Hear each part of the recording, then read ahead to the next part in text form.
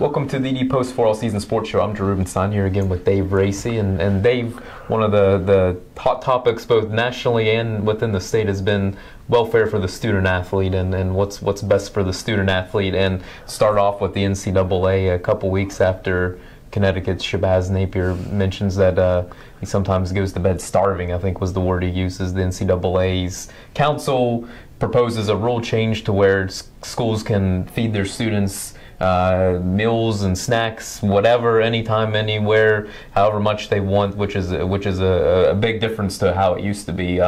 For a long time, it was a certain amount of meals, and then they allowed snacks. But when you started looking into what was a snack and what was not a snack was a bagel, but a bagel with cream cheese was considered a meal. So it could be a landmark decision here, and you're shaking your head. What's your take on all this? Well, a landmark decision. I mean, you have these, athletes are earning schools millions of dollars. You're not feeding them. I mean, these guys eat a lot because they burn a lot, and I mean, they should have the food bar 24/7. I think as long as they can perform, and they do perform well. So I don't understand the logic of why it took this long for these kids to be, going to bed hungry and things. Like I said, I heard about this a long time ago back in Duquesne, back in the 70s when they were in the Las Vegas tournament, and the players were sitting there eating candy bars because there was nothing else for them, So it's been going on for quite some time, I'm sure, and why it took so long, I don't know. But, you would think that they would want to take care of their,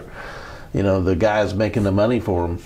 One of the parts of the rule, which is going to the next phase in the NCAA to decide whether or not to ratify this rule later this week, but walk-ons used to have to leave practices and they weren't allowed to be fed, and now they're going to be able to be fed after grueling football practices and basketball practices. You just touched on it. Why 2014 are we just now getting to this point? I just think the minds are everywhere else but on the students. It's they worry about whether they're going to be on television and the boosters and how many tickets they sell and everything else, and even facilities and things like that. I mean, players want good facilities, but I think they'd rather have food first. So it's I don't know, it's sort of a stunner to me of why these guys. I think most people assumed they were probably being fed. This whole idea of a scholarship. The walk-ons, I guess, we don't think about, which is a shame. But I would think if they're on the team, they should be fed as well as the regular athletes.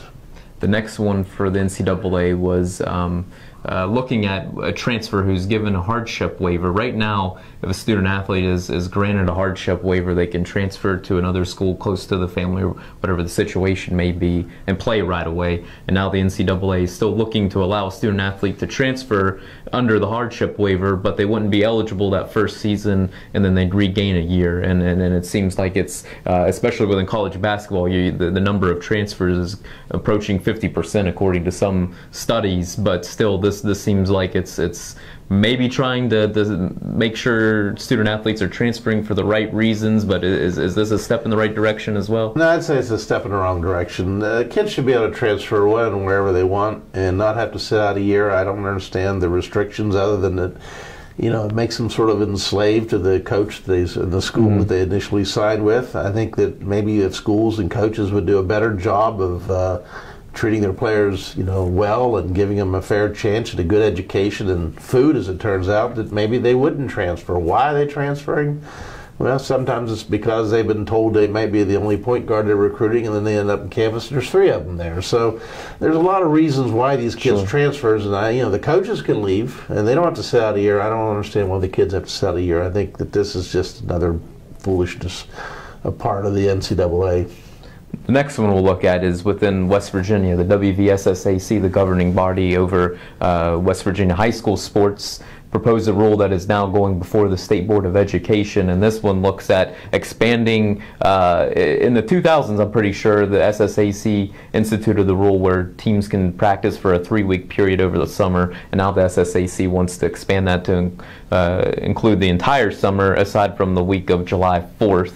The State Board of Education is still considering it at this point, but what's your take there? Is this good or bad? Well, I mean, they would be able to practice all summer? They would be allowed to practice all summer. No, that's bad. Their kids need a break. They need to do other stuff. They need to swim or work, if they want to have a summer job. I mean, some of these kids in Preston County, I think they have to pay a certain amount to play. So how are they going to, they can practice all they want, but if they can't, get shoes and things to play, what good's it going to do them? So I think it's silly. It's, again, it's going more extreme. We're talking about high school kids here. Not all these kids are going to be college players or get college scholarships. Very few of them. Most of them just like to play because they want to play for their high school, but they should be able to just have a nice summer off and, get back to, they've had studies and bus trips all over the place, and they should be able to relax with their families and not worry about that stuff until, the season starts or when they start preseason camp. I'm interested to see what the state BOE decides here, because as it is right now, I just wonder if the rule has enough structure or around it, because the way the SSAC has presented it, from my understanding, is it's up to the schools and the county board of education to decide how many times they'll allow an individual team to practice. So as the rule is written, there is nothing preventing a football team, for instance, from practicing every day aside from weekends during the course of the summer. And if it is that way, the SSAC seems to think that that the county BOEs will figure it out so that nobody abuses the rule. But I mean, how long are we until a superpower, team that feels like they can win a state championship says, we've got to practice the entire summer? And once that happens, how are all the other high school teams that feel like they're in contention going to handle it? It just seems like, as it is right now, there's not enough structure to this thing, and it could quickly get out of control. I agree with you 100%, because all it would take would be one school to do it, and then all the others would follow, and that's just sort of the way it goes. So, yeah, there needs to be, if they're going to do this, they need to have structure and have it, all for all counties, and if local boards should have input on whether they should have it or not. Probably what they have now is probably as good as anything, and maybe they just ought to leave it at that. It'll be interesting to see. Dave, appreciate your time. Thanks. Once again. Please continue to check TheDPost.com for the latest on local sports. Thanks for watching today.